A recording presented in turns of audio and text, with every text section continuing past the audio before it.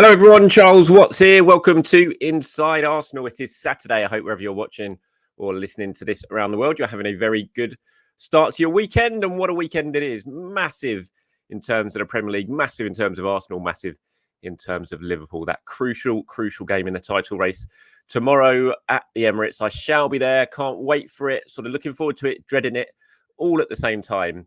Classic Premier League, top of the table action. So, of course, Mikel Arteta had his press conference yesterday at London Colney, which I was at. So I did the video afterwards. If you want to go and have a look at some of the big talking points he has given from that press conference. We'll go over a few things in today's show, of course, as well. Look at the very latest team news ahead of the game, discuss who could well be starting from an Arsenal point of view.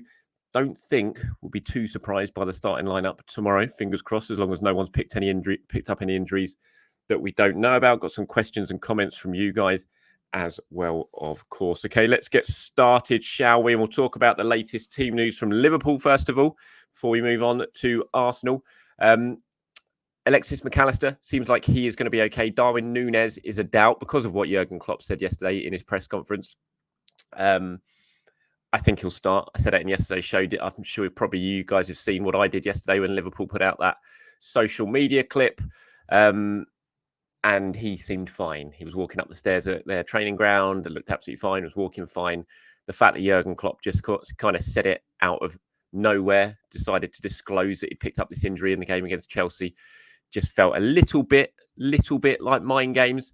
So I wouldn't be at all surprised to see him starting. I know a lot of people sort of debate the quality of Darwin Núñez, but as I've said in recent videos in the build-up to this game, I think he's a fantastic striker. And yes, he misses some chances, but he gets in the positions to have those chances, and he's not far off with his finishing as well. And I wouldn't be at all surprised to see Darwin Núñez, next season, score 30 odd goals in the Premier League, because he has that amount of chances. And if he can just put his finishes the right side of the post rather than the wrong side of the post, then he's gonna be a top striker, and Arsenal are going to have to deal with him tomorrow, I would say.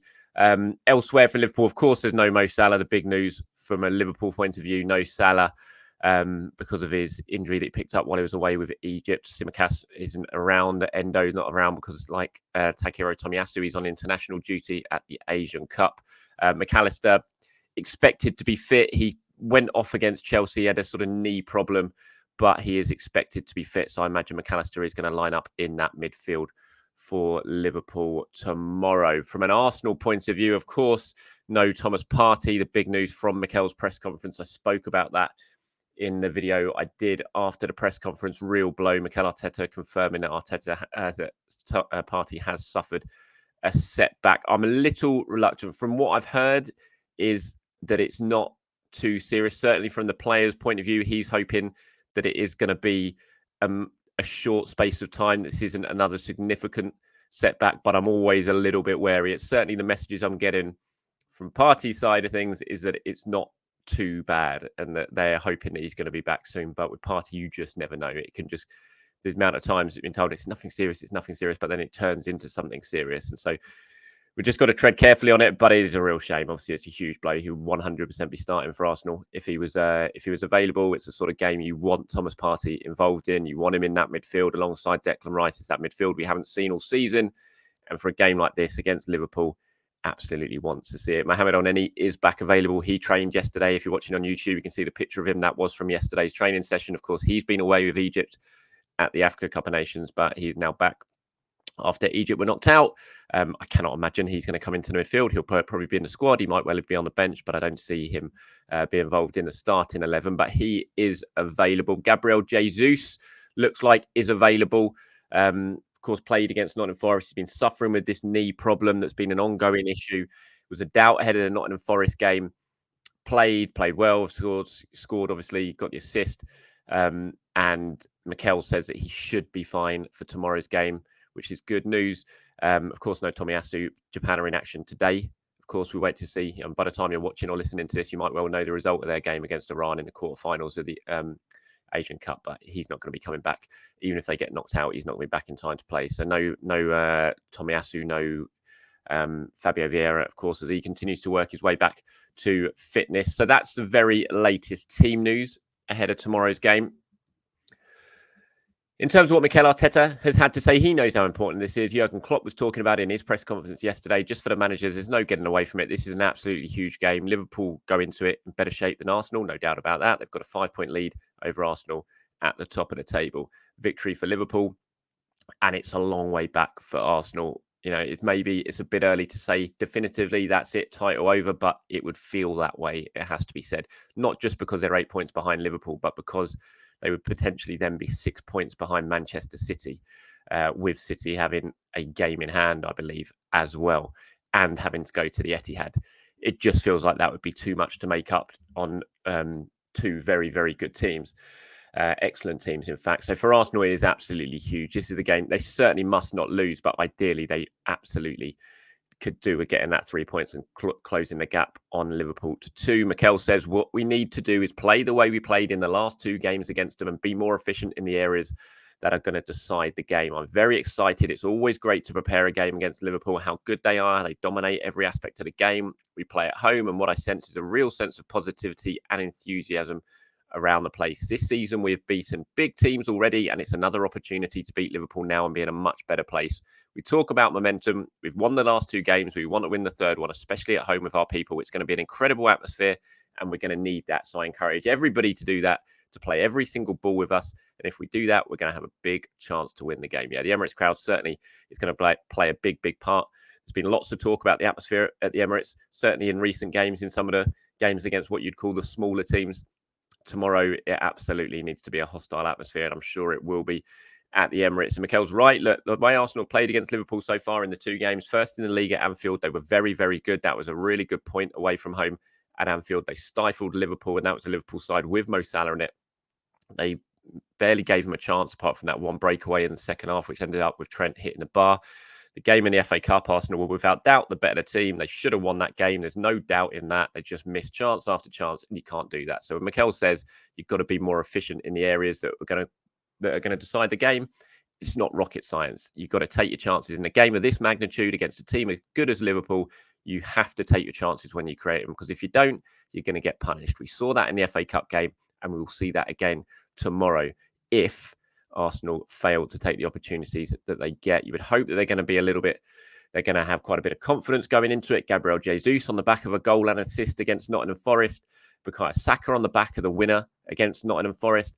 Gabriel Martinelli's got a couple last time in the Premier League at home in that game against Crystal Palace. Leandro Trossard, if he starts, has scored recently as well. So you'd hope the forwards, the key players who are going to be in and around it when the chances arrive in the penalty area, you would hope that their confidence levels are going to be really, really boosted going into the game, and we're not going to see a repeat of what we saw in the FA Cup. I'm sure it's going to be a different match. How the 2 teams set up is going to be really, really interesting. In terms of Arsenal, I'd be very surprised if the team isn't what most of us are expecting. So when I say that, it's obviously David Raya, Ben White, Saliba, Gabriel, Zinchenko, Jorginho, Odegaard, Rice, Saka, Jesus, Martinelli. I can't imagine it's going to be too far away from that. Maybe there'll be one name. Maybe Smith Rowe will continue to keep his place in the team after his performance against Nottingham Forest, and he won't go with Jorginho. I think he probably will go with Jorginho, but that could be a change. Maybe Trossard will start ahead of Martinelli. But aside from that, I can't see there being too much of a difference in terms of Arsenal's lineup. It's going to be very interesting to see what Liverpool do in terms of who starts on the right-hand side. Is Conor Bradley going to keep his place? Is Trent Alexander going to come in? Alexander-Arnold going to come in? Are both of them going to play? Will he play Bradley as a right fullback, and Trent sort of moved into that midfield role that he's played for Liverpool and for England so far this season? So there's lots to decide. Going to be very, very interesting in terms of the team, and I cannot wait for this match. This is the sort of match you wait all season for, isn't it? Top of the table, so much on it. It's going to be really, really intense. Atmosphere is going to be cracking. Cannot wait for it. Please do let me know what you're expecting from it in the comments below. I'll try and do a show tomorrow morning, just looking at, giving, a definitive predicted 11, all that sort of stuff. And if you want to be involved in that show, do let me know by leaving a comment below. Some of you guys have been getting in touch and in sort of response to what we spoke about yesterday, in response to what Mikel Arteta spoke about yesterday. Lenky here and Jack have been getting in touch in terms of the academy stuff and what I was talking about and what Mikel was talking about, where he basically said yesterday's press conference that he didn't think there were players at the level right now who are really pushing for a spot in the first team at Arsenal have come through from the academy, which I kind of agree with. I think Raul Walters maybe is one who certainly could have had opportunities this season. And I do feel like Mikel Arteta's missed opportunities, especially the PSV game. But even then, I don't see anyone's banging the door down at Arsenal right now in terms of quality, in terms of what I've seen. But Malenki sort of disagrees. Says, Charles, don't back Arteta when he's wrong. It's scandalous to say we do not have enough young talents in our ranks. He simply needs to do better. Overnight, Conor Bradley has become a name I hear repeatedly. That's what happened when you give people a chance. Look, Conor Bradley's a lot older than certainly the players like Nwaneri. And I know there's people saying Nwaneri should get a chance. Lewis Skelly, because you do get a chance. These kids are very, very young. Conor Bradley's already like into double figures in terms of international appearances. Like he said for Oscar Bob at Manchester City. I don't really see Arsenal have any players of that current age group, that sort of apart from Raul Walters, of course, who are there absolutely banging down the door. Jack says it's embarrassing for a club like Arsenal to have such a bad academy. If what Arteta says is true, it's not embarrassing. It goes in. I mean, you can't every single season produce players. Arsenal's first team right now is built around players with the academy. What other team competing for the top honours has got basically academy prospects through, pushing the front line in terms of Bukayo Saka, Eddie Nketiah, Emil Smith-Rowe? These are all academy players in the first team for a club like Arsenal competing for the Premier League and competing for the Champions League. That doesn't happen very often. You get one or two every sort of. I mean, how many players has Man City brought through from the academy under Pep? I mean, who is there? Foden, of course. Then who else? Cole Palmer, who they sold. Yes, there's Oscar Bob at the moment, but I mean, Rico Lewis. So they've got a couple in about, I don't know, 5 or 6 years who have Liverpool brought through aside from Trent recently. I mean, obviously there's Conor Bradley right now, but then you've got sort of a couple of squad players in Curtis Jones and the other guy whose name completely escapes me right now. It's very, very difficult, I think. And so I think for Arsenal, it's certainly not embarrassing for a club to have such a bad academy. They've got players in their first team right now, academy players who are key to that first team. They have produced players like Iwobi, Balogun, Willock, who they've sold for multi-million pounds from the academy. So the academy it's just in a bad spot right now for the last couple of years.